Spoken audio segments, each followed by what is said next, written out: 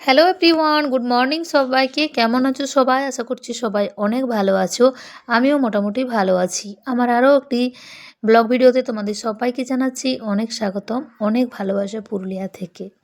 আমার এই সাধারণ জীবনযাপনটা আমি তোমাদের সঙ্গে শেয়ার করি শুধুমাত্র হাজব্যান্ডের পাশে একটু দাঁড়াবো বলে। যদি আমার এই চ্যানেলটা দাঁড়িয়ে যায় তাহলে নিজে থেকে কিছু করতে পারবো সেই জন্য, আর কোনো রকম কোনো উদ্দেশ্য নেই। তাই আমি একদিন করে পিছিয়ে যাই, আবার একদিন করে এগিয়ে যাই। মানে যেদিনকে দু একটা ভালো ভিউজ হয় সেদিনকে মনে হয় একটা ভিডিও দেব, আর যেদিন ভিউজ হয় না সেদিনকে মনে হয় থাক, আর ভিডিও দেওয়ার প্রয়োজন নেই।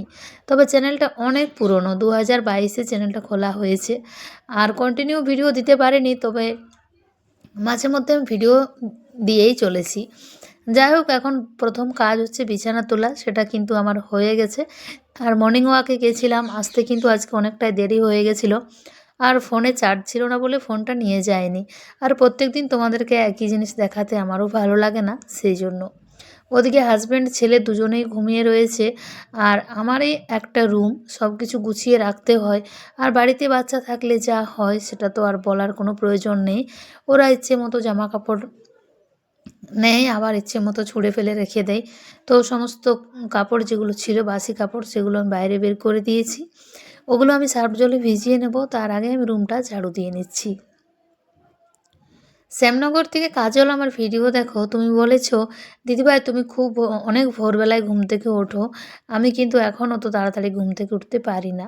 তো এখন তোমার ছোট বাচ্চা রয়েছে, সোনামা একটু বড় হয়ে যাক, তারপর তুমিও চেষ্টা করবে বেশি দূরে না হলেও একটু তাড়াতাড়ি ঘুম থেকে উঠে সামনাসামনিগুলো হেঁটে আসবে।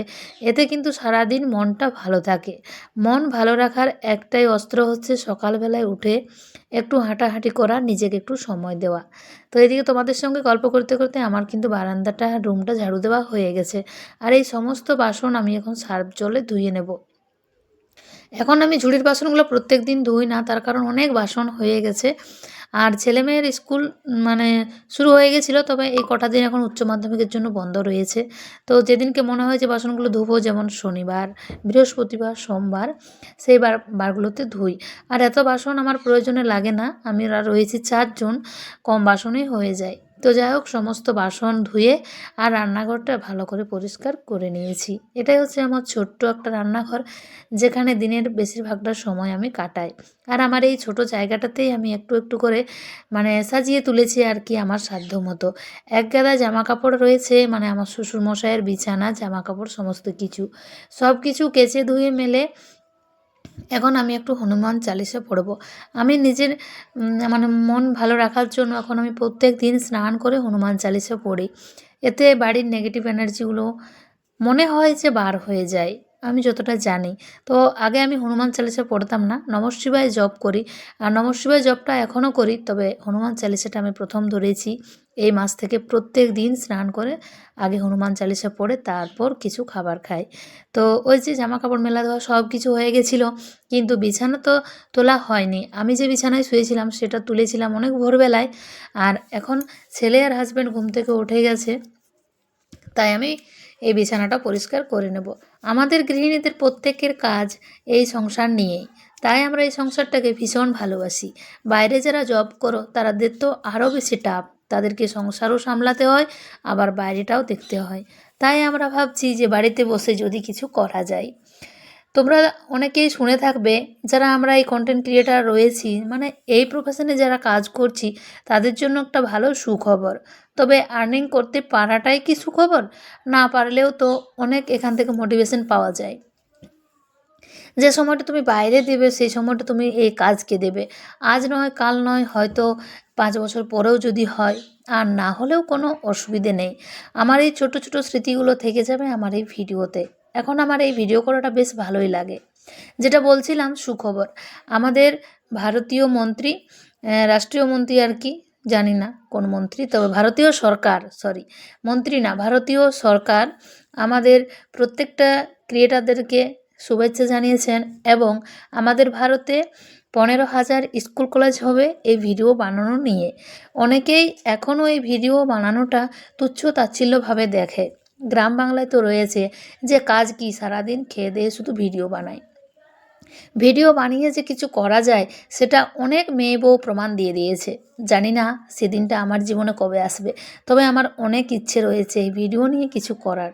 সবটাই ঈশ্বরের আশীর্বাদ আর তোমাদের ভালোবাসা ছাড়া কোনো কিছুই হবে না আর কি। তো সেই স্কুল কলেজে যদি একটা করে ক্লাস করানো হয় ভিডিও বানানো নিয়ে, তাহলে প্রত্যেকেই ভিডিও বানাতে আগ্রহী থাকবে। তবে হ্যাঁ, বলে দিয়েছে যে পুরোপুরি পজিটিভ ভিডিও বানাতে হবে, কোনো রকম নোংরামও চলবে না। তবে কেউ আর কথা শুনছে না, যারা যেমন ক্যাটাগরির তারা তেমনই ভিডিও বানাবে। তবে আজকে ছিল বারটা নিরামিষ বার। তো দেখো, আমি আজকে রান্না করব টমেটো দিয়ে আলু আর মটরশুঁটি দিয়ে তরকারি। আজকে এই তরকারি করে যাব হচ্ছে আমার মেয়ের বান্ধবীর বাড়ি। তখনও আমি জানি না যখন রান্না করছিলাম যে যাব। তো আমার আরেক ফ্রেন্ড ফোন করেছিল যে চলো আমরা ঘুরে আসি। তখন বললাম যদি আমি সন্ধ্যের দিকে যাই তাহলে আর বেশি কিছু রান্না করব না, এই এক তরকারি ভাত খেয়ে আমরা একটু তাড়াতাড়ি বেরোবো, মানে 3টার দিকে বেরোনোর কথা ছিল। তো যদিও অত তাড়াতাড়ি বেরোতে পারিনি। তো দেখো, নিরামিষ তরকারির মধ্যে এই আলুর তরকারি তোমরা কারা কারা ভালোবাসো জানি না, তবে আমার আর আমার মেয়ের ভীষণ ফেভারিট একটা সবজি আলু মটরশুঁটির তরকারি শীতকালে। তো এদিকে আমার রান্না প্রায় কমপ্লিট হয়ে গেছে, দেখতেই পাচ্ছ। আর এখন কিছুটা পরিমাণ রুটি বানিয়ে নেব, তার কারণ আমার ছেলেটা যেদিনকে নিরামিষ রান্না হয় সেদিনকে ও রুটি খায়, মানে ও রুটি খেতে ভীষণ ভালোবাসে। নিরামিষ আমিষের কোনো ব্যাপার না, ওকে যদি 4 বেলা রুটি দেওয়া হয় ও রুটি খাবে। তো ভাবলাম ওর জন্য আর 4টে রুটি বানাতে গিয়ে সবগুলো বানিয়ে নিয়েছি। তো গুড ইভিনিং, মানে সন্ধ্যার পর্যায়ে শেষ। তারপর যেখানে গেছিলাম আমরা, দেখো আমার বান্ধবী পৌঁছে গেছে বান্ধবীর বাড়িতে। মানে দেখো, আমরা সেই স্কুল লাইফের বন্ধুদেরকে হারিয়ে ফেলেছি, যারা একটা সময় বলতো যে তুই স্কুলে না গেলে আমি যাব না। সেই বান্ধবীগুলো আমাদের মানে একটা জায়গায় থেকেও যেন না থাকা, তাদের সাথে আর কোনো রকম যোগাযোগ নেই। যাদের অনেক ভাগ্য ভালো তারাই কিন্তু সেই সব ফ্রেন্ডদের সাথে যোগাযোগ রাখতে পেরেছে। তবে বিশ্বাস করো, স্কুল লাইফের আমার একটা ফ্রেন্ডের সাথেও আমার যোগাযোগ নেই। তো যাই হোক, ইনি হচ্ছেন আমার মেয়ের বান্ধবীর মা, প্রীতি দিদিভাই। তো আজকে আমরা প্রীতি দিদিভাইদের বাড়ি গিয়েছিলাম, আমি আর আমার ফ্রেন্ড মানে রুমা। তো আমার মেয়ে হচ্ছে একটা বন্ধু, আর আদ্রিতা রয়েছে একটা মেয়ে, আর পূজা রয়েছে একটা মেয়ে। তো এই 3 বান্ধবী মিলে আমাদের 3জনকে এতটাই এক কাছে করে দিয়েছে, মানে এখন আমরা একে অপরের পরিপূরক হয়ে উঠেছি। সত্যি কথাই বলতে গেলে যে কোনো জায়গায় গেলে আমরা খোঁজ খবর নিয়ে থাকি যে চলো যাবে, আর চলো একসাথে ঘুরতে যাব, বা আমি এর বাড়ি যাব ওর বাড়ি যাব। আমাদের যখন মন ভালো থাকে না তখন আমরা যেয়ে ঘুরে আসি। তবে আদ্রিতাদের বাড়ি আমি আরও একবার গেছিলাম, এবার সেকেন্ডবার গেলাম। তো দেখো, আমরা কিন্তু হাতে হাত লাগিয়ে কাজ করতে ভীষণ ভালোবাসি, আর একে অপরকে সাহায্য করা সাপোর্ট করা এটাই তো বন্ধুত্ব। শুধু বসে গিয়ে চেয়ারে খেয়ে দিয়ে আসাটা ভালো লাগে না। ওদিকে আমাদের রুমা মানে আরও এক ফ্রেন্ডের মা লুচি বেলছে, আর আমি এদিকে লুচি ভাজছি, আর আদ্রিতার মা বানাচ্ছে আলুর তরকারি। যেহেতু এই ভিডিওটা বৃহস্পতিবারের, সেই জন্য নিরামিষ রান্না। আমাদের প্রায় বাঙালিরাই কিন্তু নিরামিষ খায় বৃহস্পতিবারে। তো সেই জন্য এদিকে দেখো ফোড়নে দিয়ে দিয়েছে আর মশলা ভাজছে, আর ওদিকে রুমা লুচি বেলে ভাবছে কতক্ষণে একটু গল্প করতে পারি। তো আমরা 3জনে অনেক গল্প করলাম, অনেক মজা করলাম, আর সেই ফাঁকে বাচ্চাদেরকে খেতে দেওয়া হয়ে গেছে। দেখতেই পাচ্ছ এখানে রয়েছে আমার মেয়ে আর পূজা আর আমার ছেলে। খাওয়া দাওয়া সারতে প্রায় আমাদের 9:30 বেজে গেছিলো। আর তোমাদের সঙ্গে যে আমি ভিডিও শেয়ার করব সেটা কিন্তু আমার মাথায় নেই। আমি ওই যেয়ে পড়ে ভুলে যাই, কোনো জায়গা যাই তারপর ভিডিও করতে ভুলে যাই। যে ছোট ছোট ক্লিপগুলো আমি তোমাদের সঙ্গে শেয়ার করতে পারলাম সেটা শুধুমাত্র আমার মেয়ের জন্য, ও মনে করে একটু আমাকে তুলে রেখে দিয়েছিল। ওদিকে পেছনে আমার বান্ধবী রুমা তার হাজব্যান্ড আসছেন, মানে আমাদের মাস্টারদা, আর আমরা রয়েছি সামনে। একসঙ্গে মজা করতে করতে আমরা ফিরলাম বাড়িতে। যেহেতু আমাদের মেয়েগুলো অনেক বড়, তাই এখন 3জন করে বাইকে মানে 4জন করে বাইকে ধরে না, তাই ছেলেগুলো নিয়ে আমরা আগে ভাগেই চলে এসেছি। আর এখন মেয়েগুলোকে আনতে যাবে মাস্টারদা। ততক্ষণে রুমা বলছে চলো একটু চা বানাই। আদ্রিতাদের বাড়ি থেকে তো আমরা খেয়ে এসেছিলাম একদম ফুল পেট, মানে কোথাও আর বাকি নেই। তবে শীতকালে এই শুধু দুধের চা পেলে কে ছাড়ে, তাই এখানে বসেছে আমাদের চায়ের আড্ডা। আজকের ভিডিওটা এখানেই রাখছি, যদি কোথাও ভালো লাগে তাহলে লাইক কমেন্ট শেয়ারটা